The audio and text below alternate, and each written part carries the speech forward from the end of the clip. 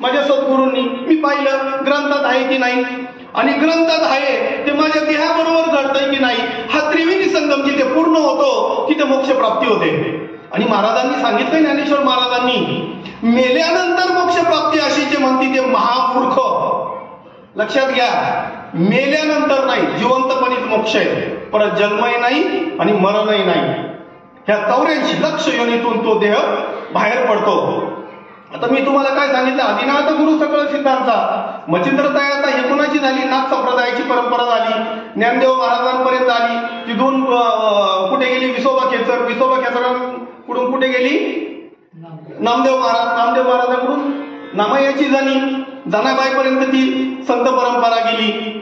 आता चैतन्य संप्रदायाची सांगतो, जो आदिनाथ गुरु म्हणजे जो नारायण, एक नारायण, आदि नारायण, तिथून जी परंपरा निघाली, त्यांनी आदि नारायणाने ज्यावेळेस ब्रह्मदेव या पृथ्वी तलावर आले, एकटाच होता, एकटाच माणूस होता. लक्षात घ्या, किती होता, एकटाच ब्रह्मदेव होता. आणि त्याला कळलंच नाही मी इथे कशासाठी आलो, ते भगवंताच्या लक्षात आलं, म्हणून त्यांनी हंसाचा जन्म घेतला. काय केलं, हंसाचा जन्म घेतला. मग हंस रूपी ब्रह्म त्याने ब्रह्माला बोध केला, ब्रह्माने कुणाला, अत्री मुनींना बोध केला. अत्री मुनींनी स्वतःच्या मुलाला दत्ताने 24 गुरु केले, परंतु ते प्राप्त झालं नाही. परंतु ज्या दिवशी अत्री मुनींचा अनुग्रह झाला त्या दिवशी तारीला हा संसार पुरू. हे कनेक्शन काय होतं, जे नॉर्मल माणसं आहेत ना, त्यांचे 9 द्वार फुललेले असतात. लक्षात घ्या, परमार्थ 9 द्वार फुललेले असतात. त्यांचा जीवही त्या 9 द्वारातून जातो, 84 लक्ष योनीमध्ये भरकटलो. परंतु जे शुद्ध पुरुष असतात, जे तत्वनिष्ठ संत असतात, त्यांचं 10वं द्वार खोलून दिलेलं असतं आणि त्यांचा आत्माही 10व्या द्वारातून जातो डायरेक्ट वैकुंठ. त्यांना वैतरणी नदीवर पार करायला लागत नाही, हो, काहीच नाही, डायरेक्ट वैकुंठ. आणि बाकीचे 26 लोक आहेत, इकडे माणूस हा जीव भरकडला जातो.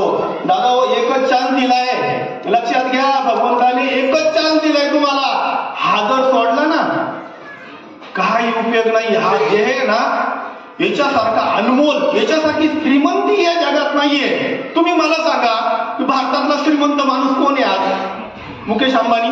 आता लग्न झालं, 25 करोडच्या चपला मुलीच्या, 50 करोडच्या चपला नीता अंबानीच्या, बरोबर. त्याच्याही पेक्षा एक श्रीमंत माणूस आहे दुबईचा, शेख मोहम्मद, बरोबर.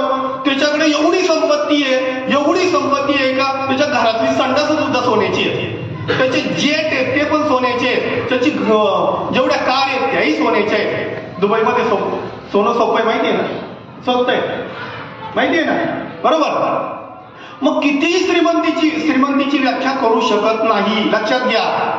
मग श्रीमंतीची व्याख्या करायची कशी? या पृथ्वी तलावर आम्हाला हा देह भेटलेला आहे. सर्वात मोठी जर श्रीमंती असेल त्या धीरूभाई अंबानीची सर्व संपत्ती घेऊन आपण एका तराजूमध्ये टाकूया आणि या दादांचा देह घेऊन दुसऱ्या तराजू कुठेच नाहीये.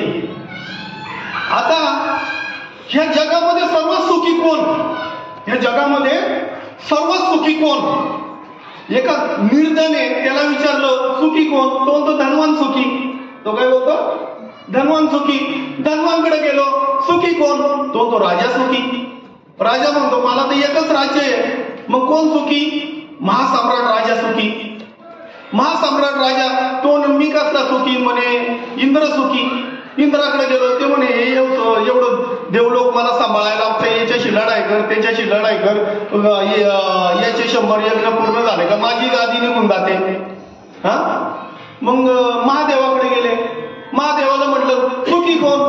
तो म्हणतो मी तर सुखी नाही, कारण का मला सर्वांना मारावं लागतं, सर्वांचं पाप माझ्या डोक्यावर घ्यावा लागतो, संहार करावा लागतो. मग रामाकडे गेले. राम म्हटला मी जर सुखी असतो मला कशाला 14 वर्ष वनवास भेटला असता. मग सुखी कोण?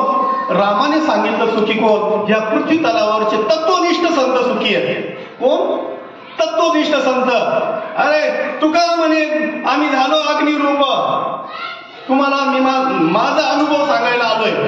मग प्रत्येक जण कीर्तनकार येतो, प्रवचनकार येतो. ज्ञानेश्वर महाराजांनी काय सांगितलंय, तुकाराम महाराजांना काय म्हणायचंय, नामदेव महाराजांना काय म्हणायचंय, एकनाथ महाराजांना काय. अरे राजा तू संत म्हणून आला, तुला काय सांगायचंय ते सांग. हा तुला तू तू तुझा अनुभव सांग, तुला काय प्राप्त झालं, तू दुसऱ्यांना द्यायला चाललाय. हा जो मार्ग दाखवलाय त्या मार्गाने जर आपण गेलो तर याच्यासारखं सोपं एकही नाहीये.